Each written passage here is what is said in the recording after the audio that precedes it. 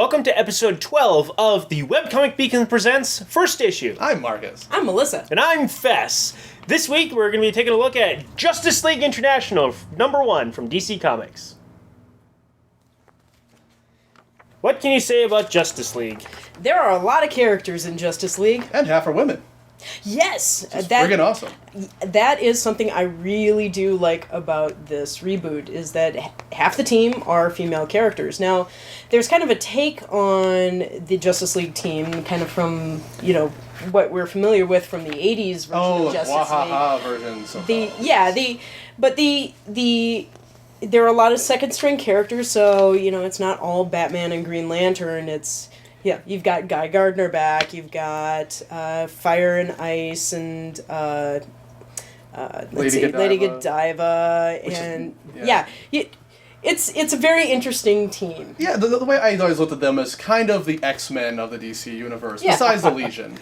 Where they don't necessarily have, gigantic powers. I would say that they're built to be a team, as opposed to the regular Justice League of America, or Justice League, depending on the version, where it's a bunch of solo characters who happen to team up that day. Any of them could probably take on a similar problem on their own. With the Justice League International, you actually need that entire team to finish whatever battle this is. Right. Now, coming from a person that only has known, the DC, animation and movies and stuff, I've heard of Batman.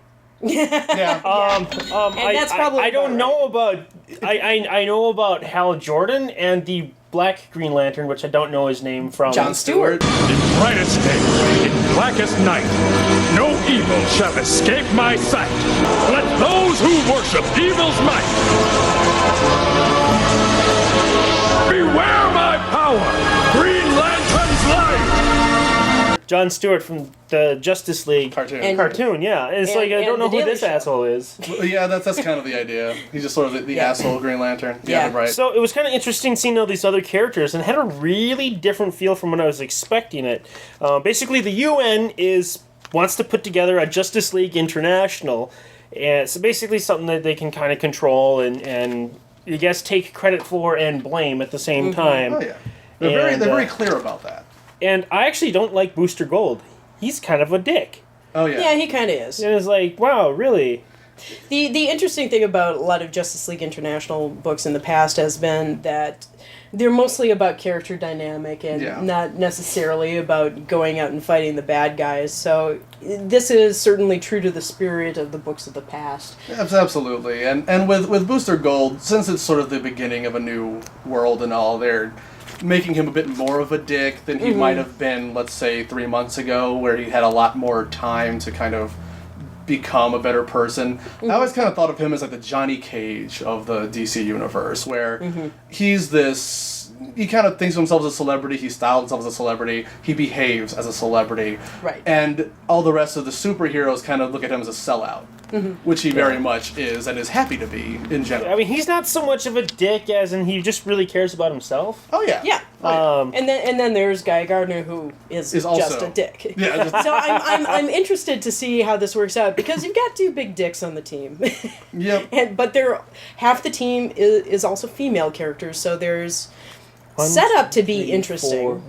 Okay, yes, half. Yep, half. All right. Now, granted, they get about half the dialogue as a male character. Well, no, actually, Guy Gardner leaves because he's all... Well, yeah, and then Batman has to pop in because Batman... Oh, well, yeah, there we go. So we got Batman in there because Batman... He threw off the team dynamic. It's over. It's no, the reasoning is because Batman. Because Batman. Yeah. Because... Oh, definitely. Well, the thing is, these are all characters that most people haven't heard of. Even if you watch Justice League Unlimited, you've maybe seen two of these people in the background. Yeah, you've seen walking around, using the bathroom or some shit. Okay. Yeah, you've seen Booster Gold show up, and that's about it. Yeah. So it makes sense. You need somebody familiar.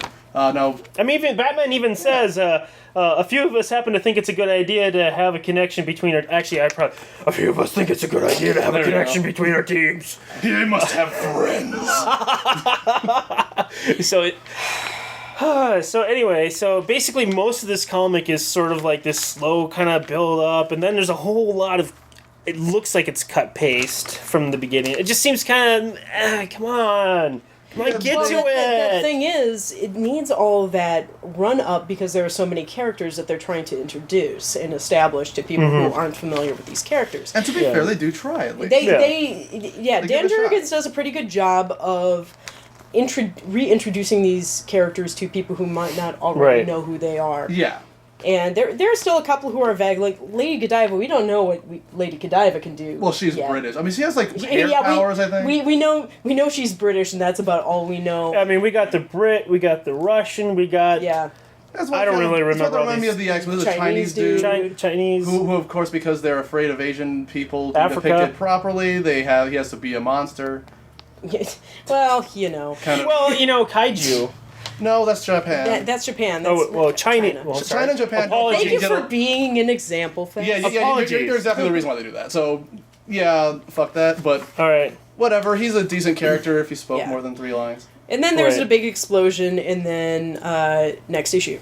I think you're confusing everybody here. Well, he's a Sentinel. Well, there's also this other additional background storyline happening where the people are getting really pissed off that they're using the Hall of Justice, and that's supposed to be like a public building, but they're going to be the UN's like, oh, we're going to give this to the new Justice League that we're putting together. They're all like protesters. So there's like a secondary thing going on there. I have a feeling that's going to be something that will be more of the human side of the characters. Like, they'll be I think they're kind of setting up a dynamic of having 2 different crises at once. I'm wondering if it's going to be like split between like an action storyline and a very political sort of storyline. That's pretty par for the course on Justice League International books. So. Yeah, okay. So I think I've never heard of this particular property before, and don't worry about it. I mean, like I said, I know Batman. Yeah. Well, that's why he's there, because if he wasn't there, you may not have picked it up. Be like, okay, a bunch of people I've never seen nor heard of nor care about. One guy seems to be a Green Lantern. Yeah, but hey, Batman. So, does this comic succeed or fail as number 1? I think it succeeds. It does introduce its characters fairly well, especially for a large cast. Oh, yeah. It gives everybody their little fair share. You know just enough to move ahead in the story. I'd say it succeeds. I'd say it succeeds too, for most of the same reasons. Like, you do have a very large cast, but you at least understand enough about a good half to 3/4 of them that you, if you are interested, you can continue reading.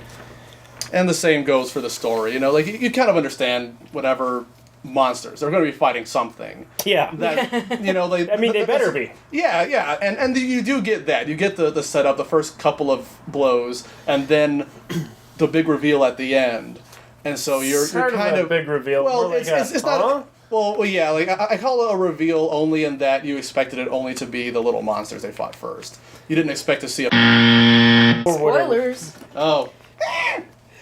Okay. Okay. So the thing is, I have to give it a meh.